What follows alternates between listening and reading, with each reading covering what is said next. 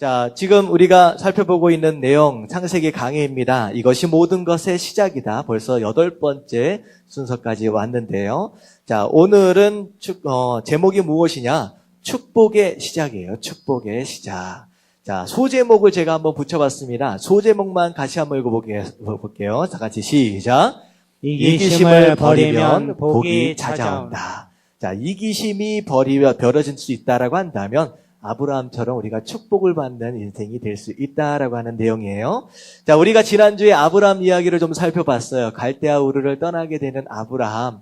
자, 그런 가운데 아브라함이 세 가지 갈등과 긴장감을 경험을 했을 것이고, 그 가운데 그 아브라함이 그것을 잘 다스릴 수 있었기 때문에 순종할 수 있었다라고 하는 거예요. 자, 첫 번째가 무엇이었느냐?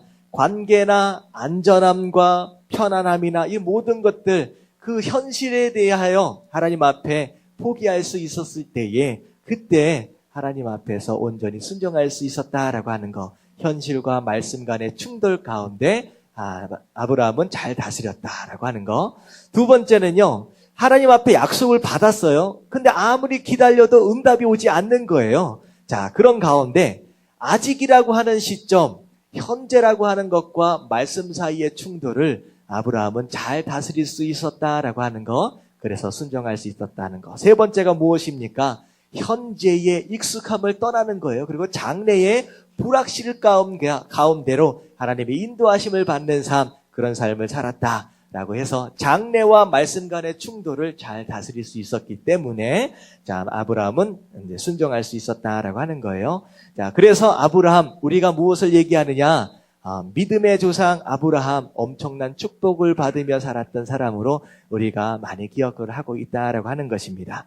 자, 오늘 말씀은요, 또다시 한 번 더 아브라함에 대해서 좀 살펴보려고 해요. 사실 창세기 안에서 아브라함에 대해서 살펴볼 내용들이 많은데 제가 한 3차에 거쳐서 아브라함을 좀 더 살펴보도록 하겠습니다. 자, 오늘 말씀은요, 아브라함, 하나님 앞에서 엄청난 축복을 받은 사람인데 과연 아브라함이 어떤 일들을 했기 때문에, 어떤 삶을 살았기 때문에 축복을 받았겠느냐라고 하는 거예요. 그래서 축복을 받은 이유들을 사건별로 3가지 사건들을 좀 살펴보면서 우리가 어떻게 하면 축복을 받을 수 있을지 깨달을 수 있는 시간이 되면 좋겠습니다. 자, 전에 제가 한번 질문을 드린 적이 있어요. 자, 복 받으려면 어떻게 해야 된다고 말씀을 드렸습니까? 복 받은 삶 살려면? 복 받을 짓을 하면 된다라고 하는 거예요. 이상하게 그렇게도 받고 싶은 복, 이상하게 복이 안 찾아와요. 자, 그렇다라고 한다면 내 인생 어떻게 살아가고 있다는 것입니까? 복 받지 못할 짓을 하고 살기 때문에 내 인생이 복을 못 받고 있다라고 하는 거예요. 그래서 오늘 말씀은 간단하게 얘기하면 복 받을 짓이란 과연 어떤 일이, 어떤 짓이냐, 어떤 행동이냐, 어떤 삶이냐라고 하는 거에 대해서 좀 살펴보도록 하겠습니다. 자, 첫 번째, 아브라함은 도대체 어떤 복 받을 짓을 했느냐? 첫 번째, 같이 한번 읽어보도록 하겠습니다. 시작. 작은 것에 양보하는 사람이었다라고 하는 거예요. 자, 우리가 살다 보면 그 어떤 것 하나라도 양보하지 못하고 내 거 자꾸 안으로만 채우려고 하는 사람이 있다라고 하는 거예요. 자, 그런 상황 어느 때 가장 많이 나타나느냐? 운전할 때. 자, 운전할 때 나는 끼어들려고 하면서 뭐라 그래요? 이런 얘기 하면 안 되죠. 좀 비켜주지. 안에서 뭐 그런 얘기를 해요. 근데 누구 하나 앞에 딱 들어오려 그러면 어떻게 해요? 절대로 안 끼워줍니다. 앞에다가 딱 붙여요. 그리고 깜빡이를 끼는 순간 어디 내 앞에 들어와 하면 딱 갖다 붙여버립니다. 이런 모습들을 보면서 이게 양보하는 게 사실 쉽지 않다라고 하는 것이 운전하는 습관에서부터 우리가 깨닫게 되는 거예요. 자, 근데 아브라함은 그런 사람이 아니었다는 거예요. 작은 것에서부터 오히려 큰 것 같이 보이는 일들까지도 양보할 줄 아는 사람이었다라고 하는 것인데요. 창세기 13장 5절부터 12절까지의 말씀을 한번 교독하도록 하겠습니다. 13장 5절부터 12절까지의 말씀입니다. 자, 교독할게요. 아브라함의 일행 롯도 양과 소와 장막이 있으므로 그 땅이 그들이 동거하기에 넉넉하지 못하였으니 이는 그들의 소유가 많아서 동거할 수 없었음이니라. 그러므로 아브라함의 가축의 목자와 롯의 가축의 목자가 서로 다투고 또 가나안 사람과 브리스 사람도 그 땅에 거주하였는지라. 아브라함이 롯에게 이르되 우리는 한 친족이라 나나 너나 내 목자나 내 목자나 서로 다투게 하지 말자. 내 앞에 온 땅이 있지 아니하냐. 나를 떠나가라. 내가 좌하면 나는 우하고 내가 우하면 나는 좌하리라. 이에 롯이 눈을 들어 요단 지역을 바라본즉 소알까지 온 땅에 물이 넉넉하니 여호와께서 소돔과 고모라를 멸하시기 전이었으므로 여호와의 동산 같고 애굽 땅과 같았더라. 그러므로 롯이 요단 온 지역을 택하고 동으로 옮기니 그들이 서로 떠난지라. 아브라함은 가나안 땅에 거주하였고 롯은 그 지역의 도시들에 머무르며 그 장막을 옮겨 소돔까지 이르렀더라. 아멘. 아멘. 자, 아브라함과 롯, 어떻게 보면 삼촌과 조카 사이예요. 근데 사실은 그 이상이었습니다. 갈대아우르를 떠날 때부터 언제나 함께 했던, 어떻게 보면 아브라함에게 있어서 롯은요, 조카가 아니라 아들 같은 존재예요. 그리고 롯, 부모님이 안 계셨던 것 같습니다. 그래서 아브라함은 삼촌 정도가 아니라 마치 아버지와 같은 그런 분, 그런 관계 가운데 있었습니다. 그래서 정말로 먼 곳, 쉽지 않은 여행길 가운데서도 끝까지 함께 했었다라고 하는 거예요. 그런데요, 중요한 게 여기 있어요. 아브라함이 하나님 앞에 복을 받았습니다. 복 받는 사람 옆에 있었던 롯 어떻게 됐습니까? 함께 복을 받았다라고 하는 거예요. 여러분들 친구들을 잘 사귀시길 주님의 이름으로 축원합니다. 아멘. 옆에 복 받는 사람, 이 사람 보니까 하나님 함께 하시는 것 같아. 그리고 하나님께서 복을 부어주시는 것 같아. 그러면요, 가차 없이 정말로 자존심 다 뿌리치고 옆에 붙으십시오. 그러면 덩달아 복을 받는 게 인생이다라고 하는 거예요. 사실 마찬가지예요. 롯도요. 사실 하나님이 롯에게 약속하신 적 없어요. 아브라함에게 약속하셨거든요. 근데 롯이 아브라함에게 붙어 있었어요. 롯이 가지고 있었던 유일한 지위라고 한다면 아브라함 옆에 붙어 있었던 거 그거 하나뿐입니다. 붙어 있었더니 덩달아 복을 받는 거예요. 그래가지고 엄청난 거부가 되어져 갑니다. 아브라함과 더불어서. 자, 그런데 중요한 것이 무엇이냐? 이 보니까 사실 재산이 얼마 없었을 때, 떠날 때는 그랬잖아요. 정말로 소박했을 때는 서로 그렇게 가깝고 그렇게 사랑의 관계였어요. 근데요, 재산이 많아지면 많아질수록 무슨 일이 벌어지냐? 그들 사이에 문제가 생기기 시작한다라고 하는 거예요. 우리들은 마찬가지로 생각을 합니다. 그래도 내 소유가 좀 늘어나면, 넉넉해지면 내가 행복해질 거라고 생각을 하지만 꼭 그렇지는 않다라고 하는 거예요. 오히려 불어난 재산 때문에 그 친했던 관계 가운데 점점 금이 가기 시작했다라고 하는 거예요. 자, 무슨 일이 생겼느냐? 같이 재산이 많은 가운데 함께 붙어 있으니까 땅이 모자라는 거예요. 일반적으로 지금 가축들을 키우고 있기 때문에 그 기름진 땅, 풀이 많이 나는 땅을 차지하기 위해서 무슨 일이 벌어졌느냐? 롯과 아브라함은 서로 싸우지 않았어요. 누구와 누가 싸웠느냐? 롯의 목자들과 아브라함의 목자들이 서로 싸우기 시작했다라고 하는 거예요. 자, 여기까지는 롯이 잘못한 게 없어요. 그렇잖아요. 근데 문제가 여기서부터 시작됩니다. 자, 이 다툼이 시작됐다라고 하는 걸 들었어요. 그래가지고 롯과 아브라함이 만났어요. 자, 우리가 싸우면 되겠느냐? 우리가 싸우면 안 되지 않겠느냐라고 얘기했을 때 사실 조카로서 덩달아 함께 복을 받은 자로서 정말로 양심이라고 예의라고 조금이라도 있었으면 어떻게 해야 돼? 맞습니까? 어떻게 해야 됩니까? 아브라함 삼촌, 제가요 목자 교육을 잘못 시켜가지고 죄송합니다라고 하는 게 맞는 얘기거든요. 근데 오늘 말씀을 읽어보니까 롯이 아브라함에게 죄송하다는 얘기를 한마디를 합니까? 안 합니까? 안 해요. 아무 말도 안 해요. 그냥 싸웠는가 보다라고 얘기를 하고 그냥 듣고 있습니다. 자, 여기 보니까 더 황당한 것은요. 자, 아브라함이 뭐라고 얘기를 하냐면 8절을 보십시오. 8절을 보면 8절. 아브라함이 롯에게 이르되 우리는 한 친족이라 너나 나나 내 목자나 서로 싸우지 말자. 다투지 하지 말자. 자, 그래서 아브라함이 무엇을 제안하느냐? 9절 말씀만 같이 한번 읽어볼게요. 시작. 내 앞에 온 땅이 있지 아니하냐? 나를 떠나가라. 내가 좌하면 나는 우하고 네가 우하면 나는 좌하리라. 자, 뭐라 그래요? 싸우지 말자라고 하면서 그러면 네가 땅을 좀 선택하라. 네가 오른쪽을 땅을 선택하면 나는 아무 얘기 안 하고 좌측 왼쪽 땅을 선택할 것이고 네가 왼쪽 땅을 선택하면 나는 아무 말 안 하고 나는 우측 땅을 선택할 것이다 라고 얘기를 하는 거예요. 자, 이때 정도면 정신을 좀 차려야지요. 근데요, 진짜 롯의 반응은요, 거의 어이가 없는 수준입니다. 어이가 없는 수준이에요. 자, 10절 말씀 한번 읽어볼게요. 다 같이 시작. 이에 롯이 눈을 들어 요단 지역을 바라본즉 소알까지 온 땅의 물이 넉넉하니 여호와께서 소돔과 고모라를 멸하시기 전이었으므로 여호와의 동산 같고 애굽 땅과 같았더라. 자, 어떻게 했어요? 어떻게 미안하다는 한마디 없이 그냥 눈을 들어 보는 거예요. 아브라함이 얘기한 것처럼. 딱 보니까 어느 땅이 좋은 땅인가 싹 살펴보니 어느 땅이 좋은 땅이에요?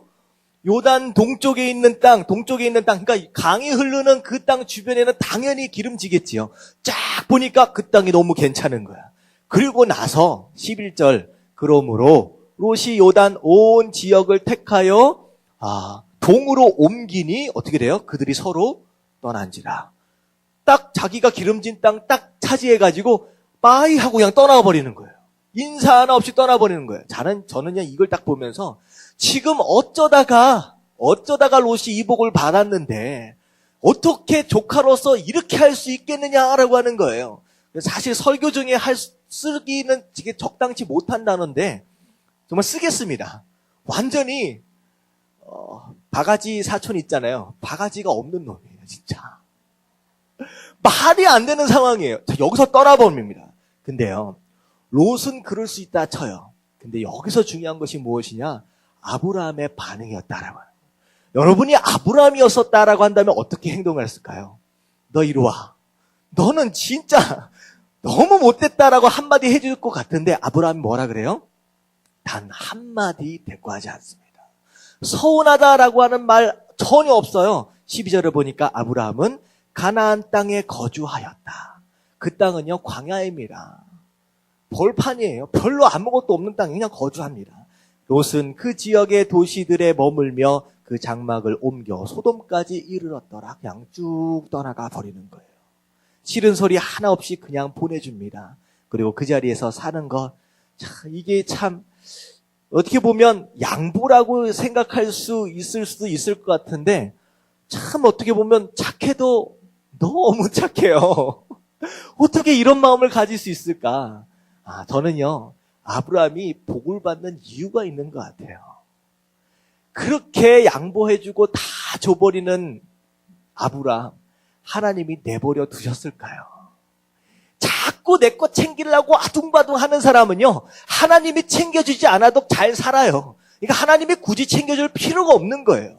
하지만 하나님이 부어주신 복을요 아무런 거리낌 없이 그냥 나눠주는 사람, 양보하는 사람, 이 사람은요 하나님이 생각할 때 쟤는 내가 안 챙겨주면 쟤는 못 살겠네라고 하는 사람이 되어버리는 거예요. 여러분들 깨달아지시길 주님의 이름으로 축원합니다. 하나님이 챙겨주지 않으면 못 살겠네라고 하는 그 사람이 되어버리면요 하나님이 보따리 싸지고 다니시면서 다 챙겨주시는 거예요. 자 보세요. 그게 바로 13장 14절부터 15절까지 말씀이 한번 읽어보도록 하겠습니다. 다 같이 시작. 롯이 아브라함을 떠난 후에 여호와께서 아브라함에게 이르시되 너는 눈을 들어 너 있는 곳에서 북쪽과 남쪽 그리고 동쪽과 서쪽을 바라보라. 보이는 땅을 내가 너와 내 자손에게 주리니 영원히 이르리라. 자 뭐라 그러세요? 롯이 딱 떠나니까 얼마나 허전해요. 얼마나 마음이 아프겠습니까? 그런 가운데 하나님이 바로 나타나십니다. 그 외로워할 수밖에 없고 어떻게 보면 서운해할 수밖에 없는 그 아브라함에게 딱 나타나서 뭐라 그래요? 동서남북 다 바라보라는 거예요. 쫙 바라보니까 엄청나게 사실은요 우리나라 땅은요 산이 많아가지고 바라보면요 뭐밖에 안 보여요. 여기 사실 시내에 들어와 있으니까 빌딩하고 산밖에 안 보여요. 사실 멀리 볼 수 있는 상황이 아닙니다. 근데 가나안 땅은요 그렇게 산이 많은 땅이 아니에요. 더군다나 목초 양떼를 치고 약떼를 치는 지역은요 벌판입니다. 그러면 볼 수 있는 그 시야가요 굉장히 멀어요. 쫙 훑어보니까 하나님 뭐라 그러세요? 네가 지금 보고 있는 그 땅 다 어떻게 하겠다? 다 네 거라는 거예요. 다 네 거라는 거예요. 여러분들, 이게 하나님께서 주시는 축복입니다. 이런 축복 누구에게만 허락하시느냐? 양보하는 사람. 자꾸 여러분들 챙기지 마십시오.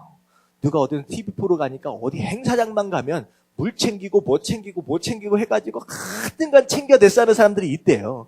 여러분, 챙기는 사람은요, 스스로 챙기는 사람은 하나님이 잘 안 챙겨주세요. 근데 오히려 다른 사람들을 챙겨주고 양보할 수 있는 그런 마음의 넉넉함이 있는 사람들은요, 하나님이 챙겨주신다라고 하는 거. 찾아오셔서 말씀하시잖아요. 네가 보고 있는 땅 다 줄게. 염려하지 말라라고 말씀하시는 이런 축복. 하나님, 이런 축복은요, 여러분들 양보하는 사람, 마음이 넉넉한 사람들에게 주시는 축복인 줄 압니다. 아멘. 여러분들 자꾸 챙기려고 하지 마시고 나눠주십시오. 양보하십시오. 운전할 때든 어느 때든 양보하십시오. 그런 마음이 흐뭇해지고 행복해질 수 있다라고 하는 거 기억하실 수 있게 되길 주님의 이름으로 축원합니다. 아멘. 자, 두 번째, 아브라함은 도대체 복받을 질 어떤 짓을 했느냐? 자, 두 번째 같이 한번 읽어볼게요. 다 같이 시작. 한결같이 충성을 다하는 사람. 자, 한결같다. 어때요? 변함이 있다는 거예요? 없다는 거예요? 상황에 따라, 조건에 따라 변하지 않는다는 거예요. 언제나 충성되었다. 충성은 이런 뜻입니다. 내가 해야 할 일을 어느 때까지 감당하는 거예요?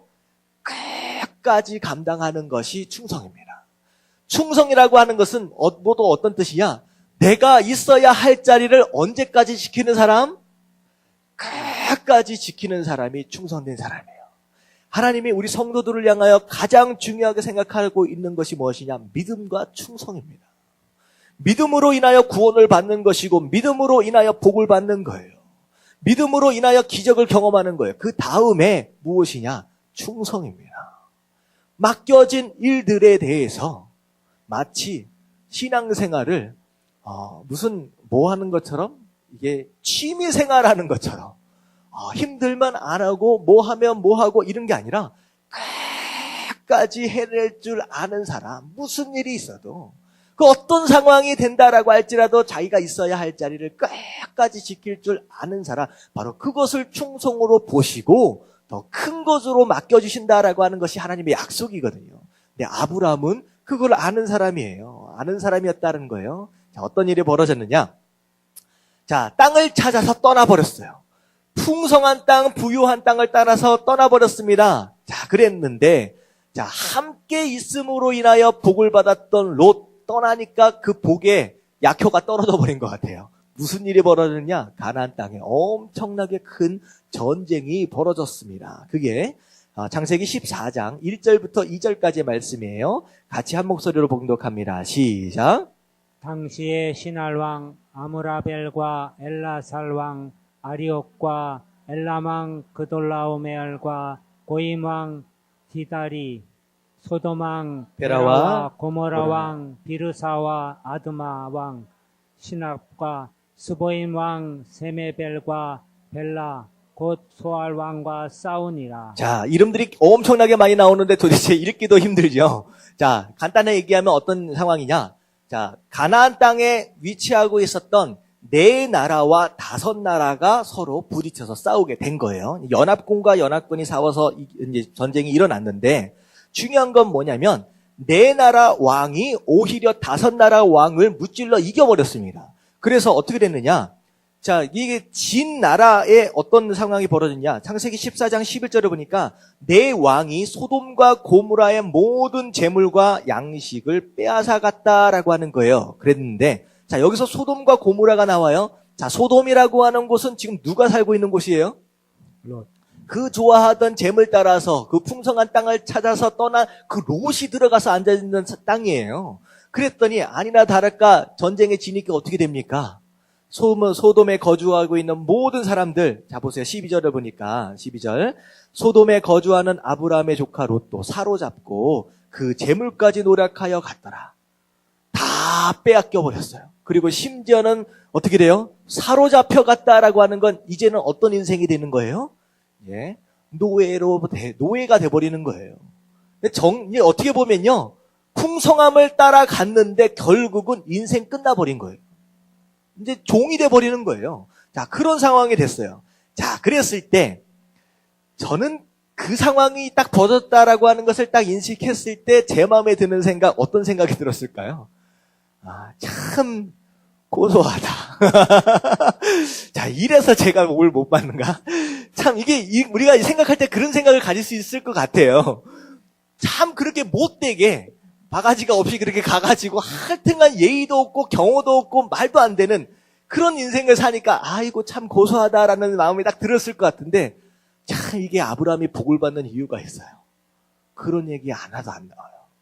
어떻게 합니까? 소식을 듣자마자 정말로 섭섭해할 수밖에 없고 정말로 좀 그럴 수밖에 없는 롯을 향하여 목숨을 걸고 구하러 간다라고 하는 거예요. 자, 창세기 14장 14절부터 16절까지 다 교독하겠습니다. 시작.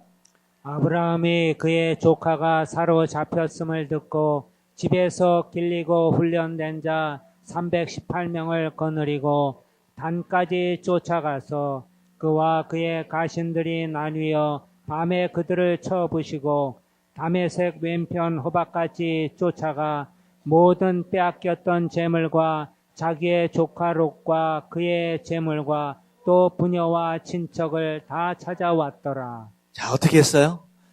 자기가 데리고 있었던 318명의 개인 군사가 있었다. 어떻게 보면 적지 않은 숫자입니다. 개인 군사가 318명이다. 적지 않은 숫자인데 지금 누구를 구하러, 누구를 대적하러 가요? 롯을 구하려고 네 나라의 왕을 대적하러 간다는 거예요. 이거는요, 말이 안 되는 상황이에요. 그냥 거의 자살 행위입니다. 어떻게 개인이 사병들을 데리고 네 나라의 연합군을 처부수로 갑니까? 말이 안 돼요. 근데요, 지금 아브라함은 누구밖에 안 보여요, 지금. 그 상대편의 군사 숫자가 중요한 게 아니라 잃어버린 롯밖에 기억이 안 나는 거예요. 왜? 누구기 때문에? 자기가 롯의 삼촌이기 때문에. 저는 이걸 충성이라고 생각합니다. 롯은 삼촌으로서 있어야 할 자리가 어딘지 정확하게 아는 사람이었어요. 그리고 롯은 아브라함은 삼촌으로서 자기가 해야 할 일이 무엇인지를 정확하게 아는 사람이었어요. 그리고 심지어 그게 목숨이 위험하다라고 할지라도 어떻게 보면 아브라함의 모든 가족들이 전부 다 멸절을 당할 수 있는 상황입니다. 하지만 그게 중요한 게 아니에요. 롯이 중요한 거예요. 목숨을 겁니다. 그랬더니 하나님이 함께 하십니다. 어떻게 해요? 그 네 나라의 군사들을 전부 다 전멸시켜버리고 그리고 모든 재산들과 사람들을 전부 다 구원해서 오는 거예요. 여러분들, 이거 대단한 상황입니다. 이 아브라함의 그 충성, 그렇게 야속해 보이는 롯을 향하여서 어떻게 하면 고소하다라고 생각할 수도 있겠지만 전혀 갈등하지 않고 바로 나가서 전쟁을 치르고 다 데리고 오는 거예요. 여러분들, 이런 충성, 내가 해야 할 일을 감당하고 어떤 감정이나 어떤 환경이나 개의치 않고 내가 있어야 할 자리, 내가 해야 할 일을 감당하는 거, 이런 충성된 삶을 살아야 하는 줄로 믿습니다. 자, 목숨을 걸고 가서 빼앗아 왔어요. 그랬더니 나중에 어떻게 되느냐? 창세기 14장 17절부터 21절까지 나오는 내용은 왕들이 그 아브라함을 마중 나가요. 그러고 나서 하나님의 이름으로 엄청나게 축복을 합니다. 왕들로부터 축복을 받는 거예요. 그리고 나서 마지막에 이렇게 보면요, 21절만 한번 읽어볼게요. 21절 다 같이 시작. 소돔왕이 아브라함에게 이르되 사람은 내게 보내고 물품은 내가 가지라. 자, 어떻게 해요? 뺏어온 재물이 얼마나 많은 재물인지 생각해 보십시오. 5 나라를 이기고 5 나라로부터 빼앗은 재물들입니다. 그렇다라고 한다면 대단한 재물이에요. 엄청난 양입니다. 그런데 소돔왕이 뭐라 그러냐? 물건 네가 다 가져가라. 물건 네가 다 가져가라. 그리고 사람들만 나한테 데려다 달라. 여러분들, 얼마나 부자가 된 거예요? 여러분들, 이런 충성의 모습. 맨 처음에 양보해주고 다 해줬더니 하나님이 알아서 그냥 다 채워주는 거예요. 저는 생각할 때 지금 이 전쟁으로 인하여서 아브라함이 지금 몇 배 정도 부자가 되었다라고 생각이 되어지냐? 최소한 4배 이상의 부자가 되는 순간입니다. 여러분들, 복이 따라오는 인생이 되어야 돼요. 재물이 따라오는 인생이 되어야 돼요. 많은 사람들은요, 복 받기 위해서, 재물 얻기 위해서, 부유함 얻기 위해서 부유함을 따라갑니다. 돈을 따라가요. 하지만 아브라함은요, 돈에 개의치 않으니까 돈이요 아브라함을 막 따라오고 있어요. 여러분, 이런 복을 받으시길 주님의 이름으로 축원합니다. 아멘. 자, 복이 막 넝쿨채 들어오는 거예요. 자, 그랬는데 여기서 하나님의 축복이 멈추지 않아요. 사실은요, 내 나라랑 싸워서 지금 이겼지만 중요한 건 뭐냐면 내 나라가 지금 망한 상태입니까? 아니에요. 아니에요. 내 나라의 왕이 본국으로 돌아가게 된다라고 한다면, 자, 한 가정 정도밖에 되지 않는 아브라함, 기껏 있어봤자 사병이라고 몇 명? 318명입니다. 자, 내 나라의 왕들이 열받아서 복수하러 연합해서 온다라고 한다면 아브라함이 어떻게 되겠습니까? 큰일 나죠. 자, 이 순간 엄청난 재물을 얻었지만 아브라함 마음 가운데 끊임없는 불안함과 두려움이 찾아오는 거예요. 어떻게 해서든 롯은 구하긴 구했어요. 부자가 됐긴 됐어요. 그거보다 더 중요한 거, 이제는 내 목숨이 어떻게 될지 모르는 상황이 된 거예요. 자, 그 순간 하나님은요, 잠시도 지체하지 않아요. 15장 1절 말씀 같이 한번 읽어볼게요. 다 같이 시작. 이후에 여호와의 말씀이 환상 중에 아브라함에게 임하여 이르시되 아브라함아 두려워하지 말라. 나는 내 방패여 너의 지극히 큰 상급이니라. 뭐라고 말씀하세요? 조금 불안해하니까 바로 하나님 나타나서 절대 겁먹지 마라. 두려워할 필요 없다. 내가 너의 방패다. 뭐라고 말씀하시는 거냐? 아무도 너를 건드릴 수 있다 없다. 못 건드린다. 내가 다 막아줄 거다. 내가 막아줄 거다. 아무도 널 건드릴 수 없다라고 완전한 보호를 약속하시는 거예요. 여러분들, 이런 축복을 누가 받는 것이냐? 만들어낼 수 있는 축복이 아닙니다. 넝쿨책 지금 계속 굴러 들어오고 있잖아요. 여러분들, 양보하는 자, 그리고 자기가 있어야 할 자리를 끝까지 지키고 최선을 다하여 충성을 다하는 바로 그 모습으로 인하여 이런 축복이 임하고 있다라고 하는 거, 여러분들 깨달아지시길 주님의 이름으로 축원합니다. 아멘. 자, 그리고 마지막, 아브라함이 도대체 어떤 복받을 짓을 했느냐, 같이 한번 읽어볼게요. 시작. 남을 위해 간절히 기도하는 사람이었다. 자, 아브라함은 중보기도하는 사람이었다라고 하는 거예요. 자, 롯이 엄청난 위기를 경험했잖아요. 자, 저는요, 이때 정도면 롯이 좀 정신을 좀 차렸어야 되는 것이 아니라라는 생각이 들어요. 자, 거의 목숨을 잃을 뻔했습니다. 종살이, 평생 온 가족이 종살이를 할 뻔했어요. 자, 그랬는데, 롯이 아브라함으로부터 구원을 받아서 왔는데, 롯이 또 어디로 가버려요? 소돔으로 또 갑니다. 참 답답해요. 그렇게 혼이 나고 그렇게 큰일 날 뻔했는데 뭐 때문에 그런데 진짜 정신 못 차려요. 또 소돔으로 가요. 근데 이 소돔 땅이요, 그냥 풍요로운 땅만이 아니에요. 이 보면요, 하나님이요, 소돔과 고모라 지역의 죄악이 얼마나 심했으면 아예 심판을 하시라고 작정을 할 정도로 굉장히 심각한 죄악의 소굴이었습니다. 그리고 심지어는 동성연애를 넘어서, 심지어는 역사적인 기록을 보면요, 짐승과의 교접까지도 할 정도로 말도 안 되는 그런 죄악이 가득 찼던 것이 소돔과 고모라예요. 그런 땅이 뭘 좋다고 또 들어갑니까? 하여튼가 그렇게 됩니다. 이거 아니나 다를까 또다시 롯은 또 위기에 처해지게 돼요. 하나님이 소돔과 고모라를 멸망하시기로, 심판하시기로 작정하시는 데가 창세기 18장 20절부터 21절까지의 말씀이에요. 한번 같이 한번 읽어볼게요. 시작. 여호와께서 또 이르시되 소돔과 고모라에 대한 부르짖음이 크고 그 죄악이 심히 무거우니 내가 이제 내려가서 그 모든 행한 것이 과연 내게 들린 부르짖음과 같은지 그렇지 않은지 내가 보고 알려 하노라. 자, 여기에서 소돔과 고모라는 땅 이름입니다. 땅 이름이에요. 근데 사실 그 안에 있는 사람이 얼마나 타락했으면 하나님을 향하여 누가 지금 부르짖는 것이냐? 소돔과 고모라 땅이 부르짖고 있어요. 이걸 제가 잘 아셔야 돼요. 땅은요, 하나님의 법칙을 따라서, 그러니까 하나님께서 만드신 모든 만물들은, 자연 만물들은 하나님의 말씀에 무조건 순종합니다. 근데요, 땅이요, 하나님의 아들들이 들어와서 하나님을 예배하는 자들로 가득 차면요, 땅이 행복해해요. 그리고 행복한 가운데 사람들을 향하여 엄청난 풍성함을 내놓습니다. 이게 자연 법칙이고 창조 법칙이에요. 근데요, 이 땅 위에 살고 있는 사람들이 막 망가지니까 오히려 땅이 하나님을 향하여 부르짖는 거예요. 하나님 못 살겠습니다 라고가 돼버리는 거예요. 그러니까 땅이 하나님을 향해 부르짖을 때 하나님이 그 소리를 듣습니다. 아, 이건 아니다.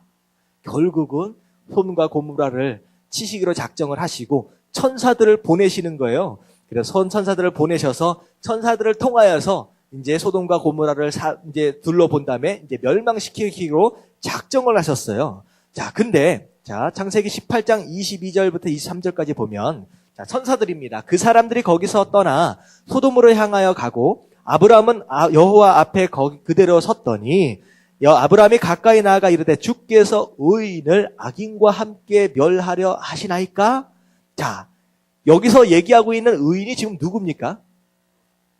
아브라함이 생각할 때는 그래도 롯만큼은 죄 안 짓고 의인처럼 살고 있을 것 같은 생각이 드는 거예요. 근데 사실은 또 그렇지가 않습니다. 나중에 다음 주에 나올 얘기지만 롯이요, 자기가 위기에 처해 있으니까 딸들까지도 그냥 내주는 사람이에요. 어떻게 보면 도덕적으로 윤리적으로 완전히 망가져 버렸어요. 영적으로도 망가진 사람이에요. 근데 아브라함은 자기 조카니까 생각할 때 의인이라고 생각하는 거예요. 지금 이제 그런 가운데 이제 목숨을 걸고 하나님과 대결이 아니라 딜을 합니다. 이제 기도하는 거예요. 하나님, 롯만큼은 살려주세요라고 하는 마음으로 이제 기도를 하는데, 맨 처음에 아브라함이 하나님에게 무엇을 얘기하느냐? 하나님, 소돔 안에 50명의 의인이 있다라고 한다면, 이 50명의 의인과 함께 의인과 함께 죄인들 다 죽이시겠습니까? 라고 얘기를 하는 거예요. 그랬을 때 하나님 뭐라고 말씀하시냐? 아니다. 내가 50명만 있어도 나는 멸하지 않겠다라고 말씀하세요. 근데 아브라함이 잘 생각해 보니까 50명이 될 것 같아요? 안 될 것 같아요? 자기가 아무리 생각해도 소돔 땅은 너무나도 망가졌어요. 50명 아무리 생각해도 안 나오는 거예요. 자, 그래서 45명을 제안합니다. 그래서 하나님, 그래, 45명. 아무리 생각해도 아니에요. 그래서 30명, 20명, 자, 몇 명까지 제안하는지 아세요? 10명까지를 제안하는 거예요. 그래도 롯, 그리고 딸들, 그리고 마누라, 그리고 그 사위들 몇 명 하면 최소한 10명은 되지 않을까? 데리고 있는 종들라고 생각해도 10명은 되지 않을까? 그 밑에까지 내려갔는데 사실은 어떻게 돼요? 소돔과 고모라가 멸망당해야 안 돼요? 당해요. 결국은 몇 명의 의인이 없어서 멸망을 당해요? 그 10명의 의인이 없어서 멸망을 당합니다. 그 안에 사실은 롯이 의인이었는지 아니었는지 전 잘 모르겠습니다. 또 어쨌든 멸망을 당해요. 근데요, 어떻게 보면 정신 못 차리고 끝까지 소돔 안으로 들어가 버리는 롯, 얼마나 답답했겠습니까? 말 진짜로 더럽게 안 들어요. 그런 롯을 향하여서 진짜 어떻게 보면 포기해버리고 싶지만 그게 아니라는 거예요. 끝까지 롯 한번 살려보려고, 그 가족들 한번 살려보려고 하나님 앞에 매달려가지고 기도하는 거예요. 사실은요, 창세기를 보면 아브라함이요, 자기한테 축복해달라고 기도한 흔적이 하나도 없어요. 창세기 그 어디에도 하나님 나에게 복 주세요, 내가 부자 되게 해주세요, 나에게 뭐 주세요, 하나님 앞에 자기를 위한 기도를 한 흔적들이 별로 없습니다. 제가 알기로 한 군데도 없어요. 근데요, 아브라함은 누굴 위해서 기도했던 사람이냐? 자기가 아니라 남을 위해 기도한 사람이었다라고 하는 거예요. 여기에서 하나님의 감동을 받는 거예요. 자식들을 키워보십시오. 자꾸 아버지한테 어머니한테 이거 주세요 저거 주세요 그러고 막 챙겨대싸는 아들 딸들은요, 별로 그렇게 이쁘지 않아요. 근데요, 뭐든지 생길 때마다 동생 갖다 주고 형 갖다 주는 있다고 생각해 보십시오. 그것만큼 부모님 입장에서는 귀엽습니다. 이쁩니다. 뭘 달라고 해가지고 주고 여기도 주고 그러면요, 그 부모님은 오히려 주고 하는 그게가 너무 이뻐서 더 주고 싶은 거예요. 그게 중보기도의 능력입니다. 마찬가지예요. 하나님, 내 삶 가운데 이게 필요합니다. 이거 주세요. 저거 주세요. 자꾸 챙겨대싸는 사람들보다 오히려 내 주변에 있는 가족들을 위해서, 오히려 어떻게 보면 상관이 없는 사람들을 위해서 기도하고 있는 그 모습이 하나님의 감동을 받으시는 것이다 라고 하는 거예요. 그러면 기도 응답은요, 마치 자동 판매기처럼 기도하면 뚝딱 내려오는 게 아니에요. 기도 응답은 어떨 때 가능하느냐? 하나님이 뭐 하시면 가능해요? 한번 말씀드렸는데, 하나님이 감동을 받으시면 응답은 자연스럽게 내려와요. 생각해 보세요. 내가 지금 하나님 앞에 기도하고 있는 기도의 내용들이 하나님이 감동을 받으실 만한 내용이냐, 아니면 마치 자동 판매기에 동전 넣고 스위치 누르는 거 그런 거 같은 기도냐라고 하는 거예요. 기도하실 때 중요한 거, 하나님이 감동하실 만한 기도를 하십시오. 네, 그 중요한 게 뭐냐면 중보 기도는 하나님이 감동하실 만한 기도다라고 하는 거예요. 자, 그런 기도 하나님이 아브라함이 하나님 앞에 드려드리니까 어떻게 됩니까? 그 일이 있고 결국은 멸망을 당해요. 하지만 하나님은 그 롯, 의인이었는지 아니었는지 모르지만 하나님이 급기야 이 롯과 가족들을 구원해 내십니다. 그리고 나서 거기서 끝나지 않아요. 그 일이 있고 얼마 가지 않아 21절에 보니까 그토록 꿈에 그리던 사라와 아브라함 사이에서 누가 태어나요? 이삭이 태어납니다. 응답이 이루어지는 거예요. 이삭 주세요, 이삭 주세요 매달리지 않았어요. 하지만 남을 위해 기도하는 사람, 자연스럽게 응답이 알아서 뒤에서 채워주시는 거예요. 여러분, 이게 기도하는 방법입니다. 여러분, 이런 기도를 하시게 되길 주님의 이름으로 축원합니다. 남을 위해서 자꾸 기도하려고 그럴 때 하나님, 제가 복을 받을 만해야 복을 빌어주지요. 참 그런 사람들 있잖아요. 기도하기 진짜 민망한 사람들. 진짜 내 마음 어렵게 만들고 참 말 안 듣고 정신 못 차리는 그런 사람들. 근데요, 오히려 예수님은 뭐라고까지 말씀하시느냐? 재밌는 내용이 있어요. 마태복음 10장 12절부터 13절까지 같이 한번 읽어봅니다. 다 같이 시작. 또 그 집에 들어가면서 평안하기를 빌라. 그 집이 이에 합당하면 너희 빈 평안이 거기 말 것이요 만일 합당하지 아니하면 그 평안이 너에게 돌아올 것이니라. 저는요, 이 말씀을 딱 읽고 나서 무슨 생각을 했느냐? 참 이게 악한 마음인데, 그럼 복받지 못할 만한 사람들을 향하여서 계속 기도하면 어떻게 돼요? 그 복이 다 나한테 오겠네. 그런 마음이 또 들어요. 이게 이러면 안 되는데. 여러분들, 무슨 얘기냐? 기도하면 손해볼 게 있다는 거예요? 없다는 거예요? 절대 손해보지 않는다라고 하는 거 기억하십시오. 그래서 누구든 나를 위해 기도하는 것보다 남을 위해 기도할 때 오히려 하나님께서 더 채워주신다라고 하는 거. 그래서 아브라함이 복받을 짓을 했습니까? 안 했습니까? 그냥 복받을 짓을 하는 거예요. 어떻게 해요? 그냥 남을 위해서 양보하고 자기 자리를 끝까지 지키는 가운데 충성을 다하고 어떻게 해요? 남을 위해 끝까지 최선을 다해서 기도하는 그런 모습. 결국은 한마디로 얘기하면 그 마음 가운데 뭐가 없었다는 거예요? 이기심이라는 것이 없었다는 거예요. 내 배를 채우려고 하는 이 마음이 없었기 때문에 그냥 그에게 복이 가는 거예요. 결국은 복받을 짓, 간단하게 얘기하면 어떻게 해야 된다는가? 이기심만 버리면 된다라고 하는 거예요. 그러면 복이 찾아옵니다. 질문 하나만 할게요. 가장 비린내 나는 생선이 뭐라고 들었습니까? 뭐라고 생각하세요? 가장 비린내 나는 생선. 갈치예요? 영어로 selfish래요. selfish. 영어로 무슨 뜻입니까? 한국말로 이기심입니다. 제일 비린내 나는 인생이 이기심으로 가득 차 있는 바로 그런 인생. 이게 버려지면 복이 찾아온다라고 하는 거예요. 마지막으로 한 말씀만 더 드릴게요. 이스라엘에 가면 사해라고 하는 곳이 있어요. 이름의 뜻이 뭐예요? 죽음의 바다입니다. 그 어떤 생물체도 존재할 수 없는 바다가 바로 그 바다입니다. 왜 그런지 아세요? 들어오는 물은 있지만 나가는 구멍이 없어요.